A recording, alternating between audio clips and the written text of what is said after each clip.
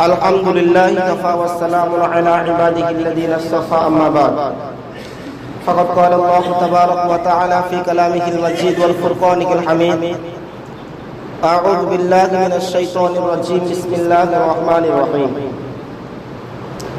لن ينال الله لحومها ولا دماؤها ولكن يناله التقوى منكم وقال الله تبارك وتعالى قال يا بني إني أرى في المنام أني أذبحك فانظر ماذا ترى قال يا أبت افعل ما تؤمر ستجدني إن شاء الله من الصابرين وقال النبي صلى الله عليه وسلم من أضحي يا رسول الله قال النبي صلى الله عليه وسلم سنة أبيكم إبراهيم عليه الصلاة والسلام আলহামদুলিল্লাহ।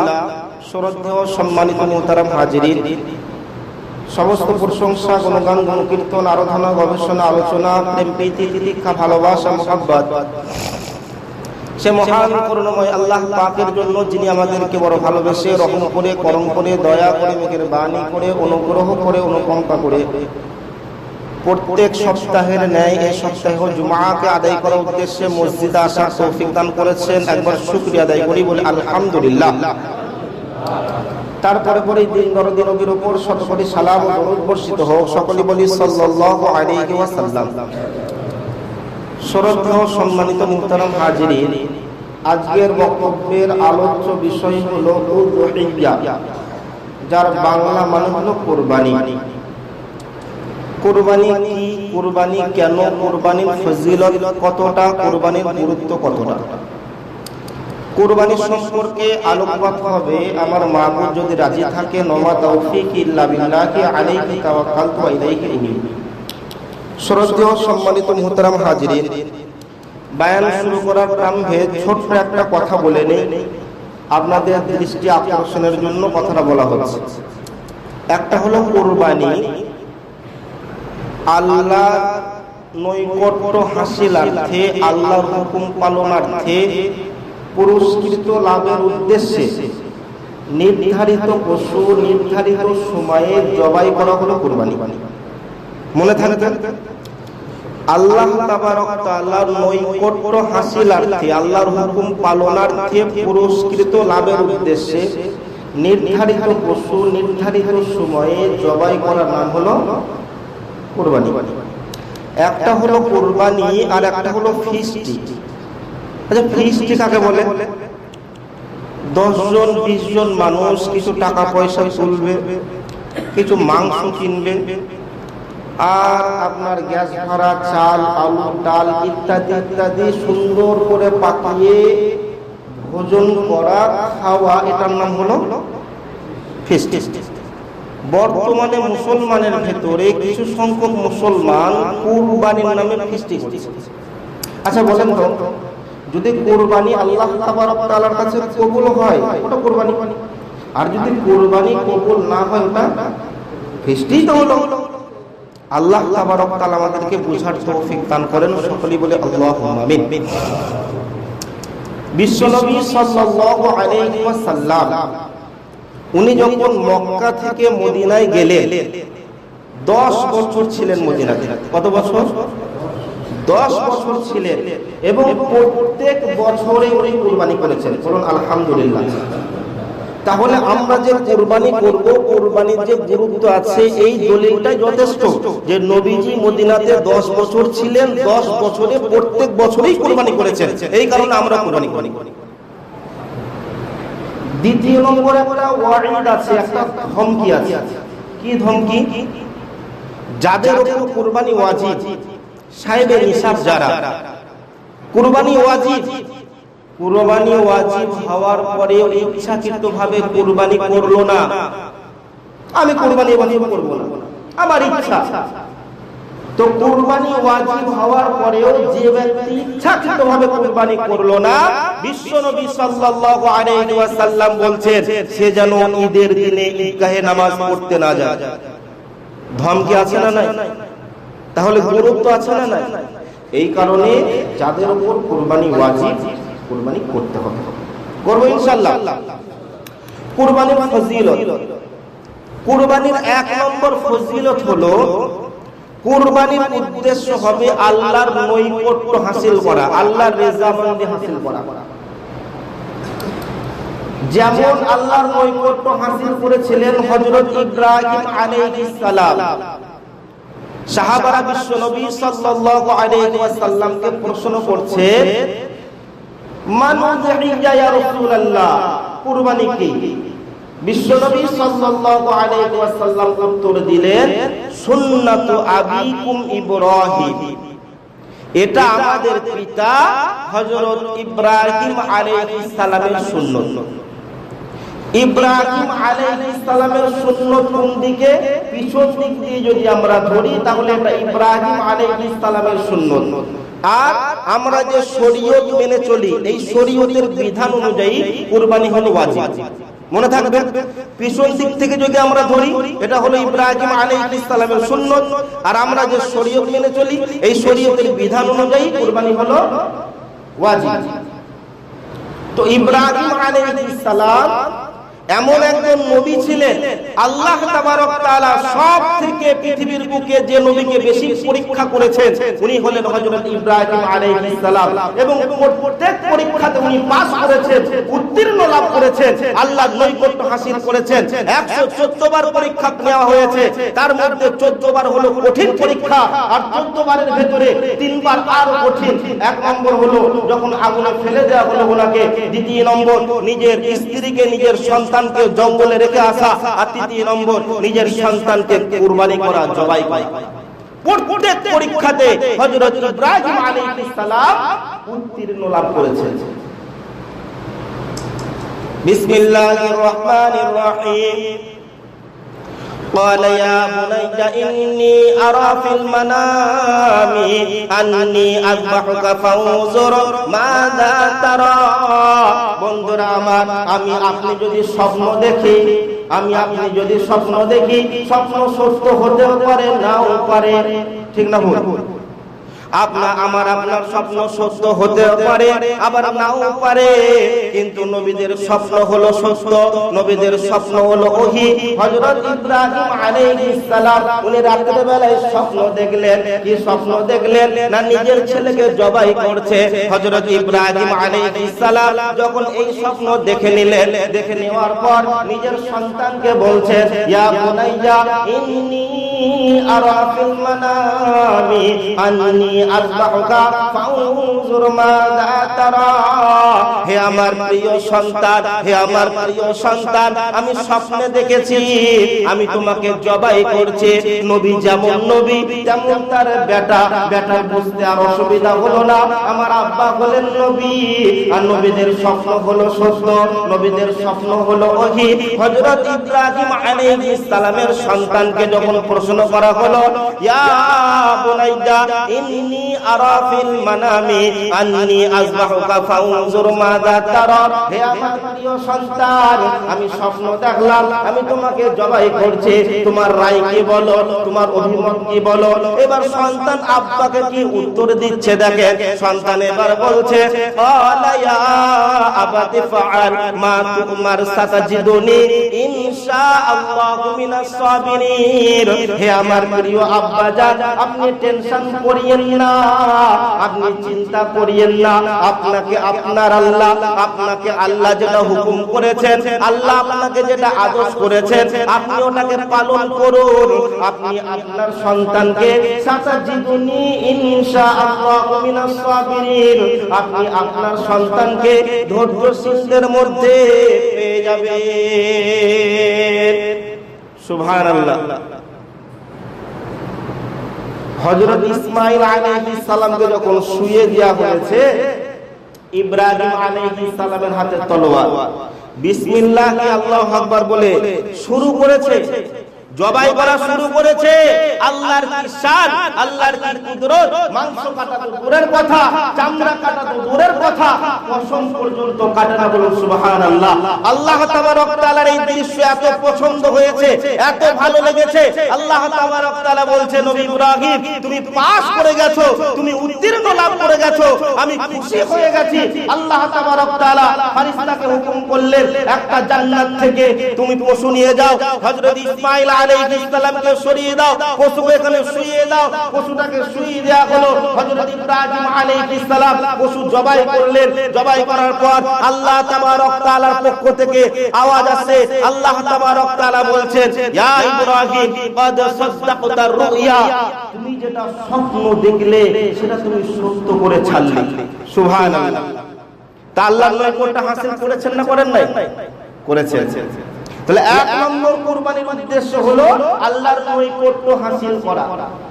আল্লাহ তাবারক তাআলা কুরবানি এত পছন্দ হয়ে গেছে, এত পছন্দ হয়ে গেছে, আল্লাহ তাবারক তাআলা সারা বিশ্বের বান্দাদেরকে বলে দিলেন, কিয়ামতের আগে পর্যন্ত কুরবানি তোমাদের উপর ওয়াজিব, তোমরা কুরবানি করো।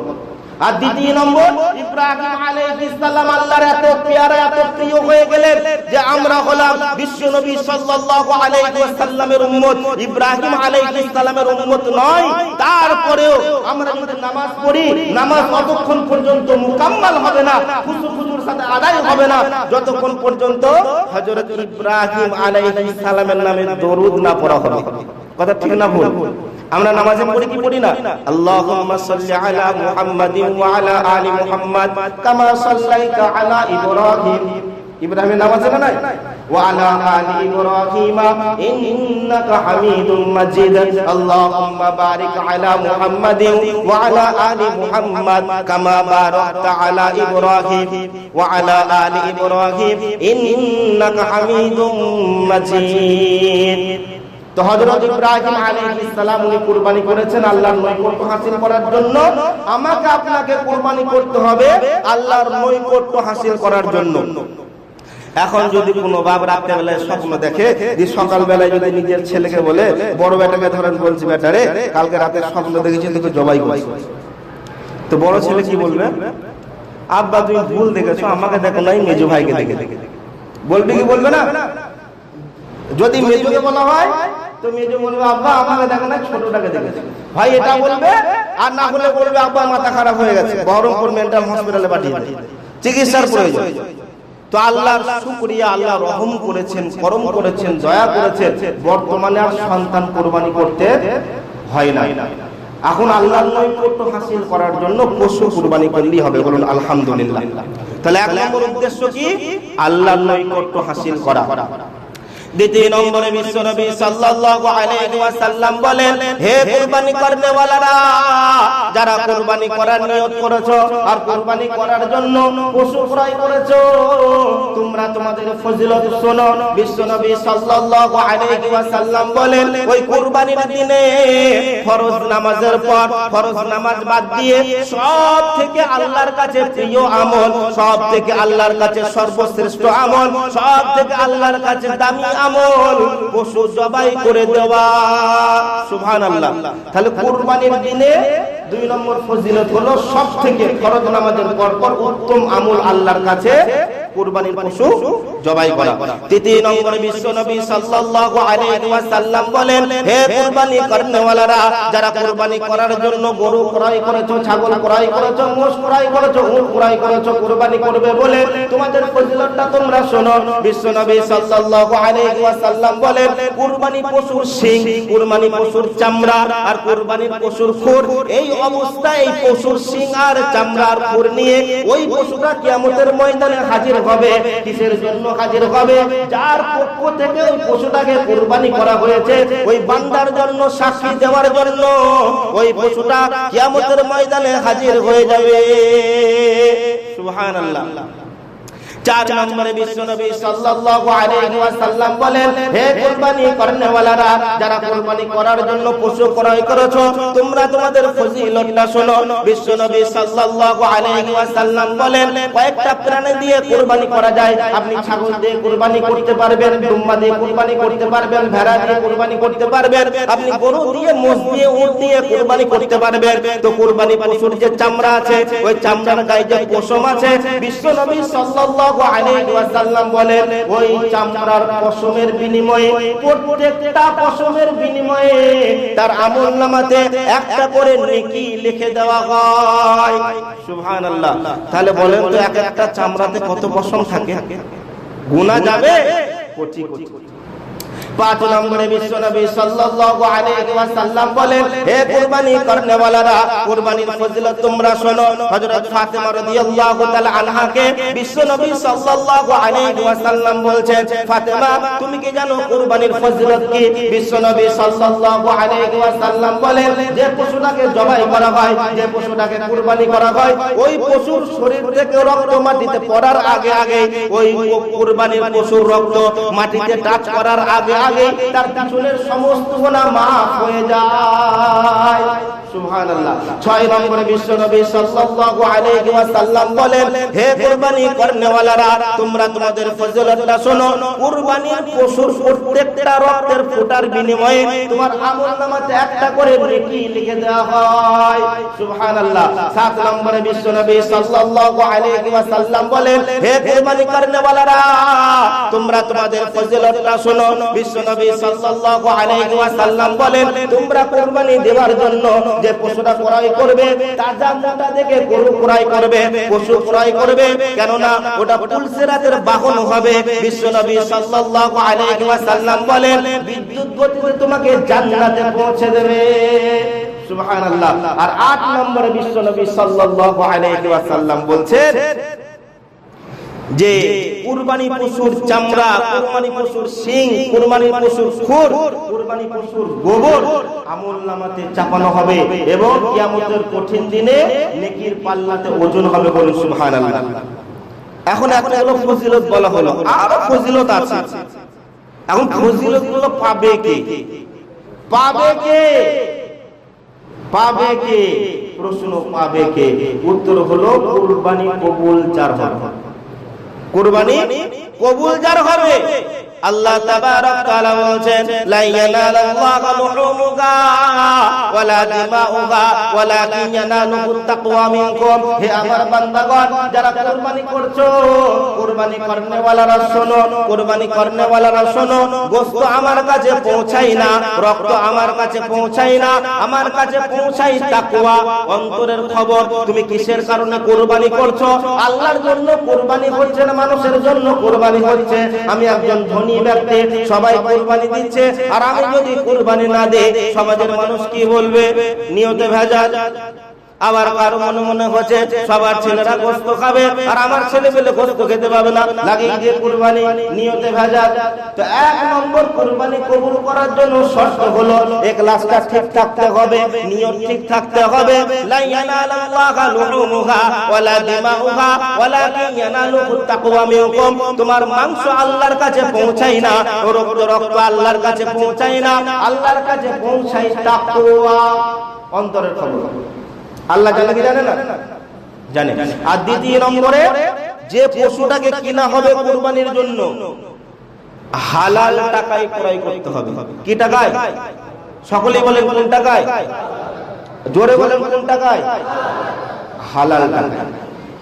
বিশ্বনবী সাল্লাল্লাহু আলাইহি ওয়াসাল্লাম বলেন, যদি কোনো উম্মত, আল্লাহর যদি কোনো বান্দা এক লুকমা হারাম খেয়ে নেয়, এই হারাম খাওয়ার কারণে শরীরে যে মাংস তৈরি হবে, শরীরে যে হাড়ি তৈরি হবে, শরীরে যে রক্ত তৈরি হবে, ওই বডিটা অতক্ষণ পর্যন্ত জান্নাত যেতে পারবে না, যতক্ষণ পর্যন্ত ওকে জাহান্নামে ভরে ওই মাংসটাকে না পোড়ানো হবে, ওই মাংসটাকে না জ্বালানো হবে, ততক্ষণ ওই বডিটা জান্নাত জান্নাতে যেতে পারবে না। আমরা সোনা চিনি, সোনার মধ্যে খাদ আছে, ওই খাদকে বের করার জন্য আগুনে পোড়ানো হয়, অ্যাসিডে জ্বালানো হয়, তারপরে সোনার খাদকে বের করা হয়। ঠিক ওই রকম কোন বান্দা যদি এক লোকমা হারাম খেয়ে নেয়, আর যে হাড্ডিটা মাংসটা রক্তটা তৈরি হবে ওটাও জাহান্নামের আগুনে পোড়ানো হবে, খাদকে বার করা হবে, তারপরে জান্নাতে যাওয়ার পারমিশন পাবে। বিশ্বনবী সাল্লাল্লাহু আলাইহি ওয়াসাল্লাম বলছেন, তোমার কুরবানি যদি কবুল করতে চাও তাহলে খবরদার হারাম টাকায় কুরবানির পশু ক্রয় করো না, হালাল টাকায় কুরবানির পশু ক্রয় করিও। যদি তোমার পশুর কুরবানির পশুটা হারাম টাকায় ক্রয় করা হয়, আল্লাহর কাছে তোমার কুরবানি কবুল হবে না।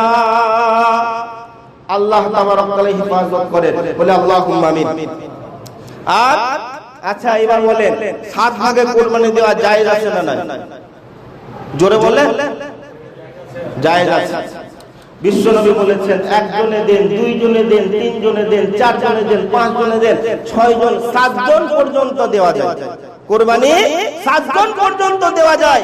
ছাগলে একজন, ভেড়াতে একজন, দুম্বাতে একজন, ভাগাভাগি চলবে না। গরুতে 7 জন, মোষে 7 জন, উটে 7 জন দেন, কোনো অসুবিধা নাই। কিন্তু বন্ধুরা, একজন কবি লিখেছেন, একজন কবিতা লিখেছেন। কবিতাটা আগে শোনেন, তারপর আমি ব্যাখ্যাটা করব।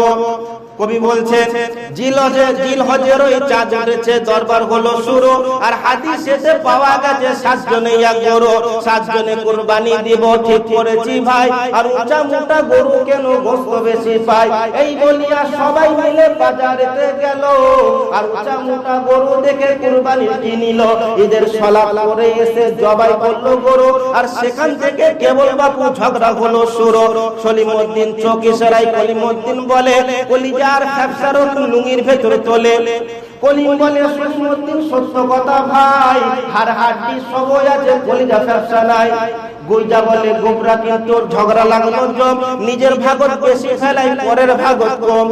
এই বলিয়া হুড়াহুড়ি লাগাই পিটাপিটি, কেউ বা আবার করে রে ভাই গোশত ছিটাছিটি। 7 জনে কুরবানি দিয়ে কি হলো দশা, আর মিটে গেল একেবারে গোশত খাওয়ার আশা। এমন কাজ আর না করিব থাকতে মাটি ভাই, যা হবার যা হয়ে গেছে চলো বাড়ি যায়। বন্ধুরা আমার, 7 জনে কুরবানি দেওয়া জায়েজ আছে, আপনি দেন, কোনো অসুবিধা নাই। তবে ভালো করে শুনে রেখে দে, 7 জনে কুরবানি দেবেন। 7 জনে কুরবানি দেওয়ার জন্য একটা গরু কিনেছেন, আপনার নিয়ত ভালো, আমার নিয়ত ভালো, চাচার নিয়ত ভালো, বন্ধুর নিয়ত ভালো, 6 জনের নিয়ত পরিষ্কার, 6 জনের নিয়ত ভালো, আর 1 জনের নিয়ত খারাপ। কজনের? 1 জনের নিয়ত খারাপ, ও মালের নিয়ত হলো গোশত খাওয়া, আল্লাহর উদ্দেশ্য নয়। বন্ধুরা আমার, ওই 1 জনের নিয়ত খারাপ হওয়ার কারণে সবার কুরবানি বাতিল, কারণ কুরবানি কবুল হবে না। এই কারণে ভাগ নেওয়ার আগে, কাউকে অংশীদার করার আগে, ভাগীদার করার আগে আপনাকে যাচাই বাছাই করে নিতে হবে। আর দ্বিতীয় নম্বর, 7 জনে কুরবানি দিচ্ছেন, আপনার টাকা হালাল, আমার টাকা হালাল, চাচার টাকা হালাল, 6 জনের টাকা হালাল, 1 জনের টাকা হারাম। কজনের? 1 জনের টাকা হারাম। এই 1 জনের টাকা হারাম হওয়ার কারণে 7 জনের কুরবানি বাতিল। তাহলে লাভ কি হলো গো? এই কারণে বড় বড় বুজুর্গরা কি বলছে জানেন, আপনার ক্ষমতা নাই গোটা গরু দেওয়ার, মোষ দেওয়ার, ওট দেওয়ার আপনাকে দিতে হবে না। আপনি নিয়তকে সহি করুন, হালাল টাকায় একটা ছাগল কিনে কুরবানি দেন। কারণ আপনার নিয়ত, আপনার টাকা আপনি জানছেন, যাদেরকে ভাগে নিয়েছেন তাদের নিয়তটা আপনি জানছেন না, তাদের টাকাটা আপনি জানছেন না। আর যদি জানেন আলহামদুলিল্লাহ, দেন, অসুবিধা নাই, জায়েজ আছে। তো বুজুর্গরা বলছে যে কুরবানি কবুলিয়াতের জন্য ছাগল দাও, পারলে আল্লাহ তাবারক ওয়া তাআলা আমাদেরকে বুঝার তৌফিক দান করেন, আমল করার তৌফিক দান করেন। সকলে বলে আল্লাহুম্মা আমিন।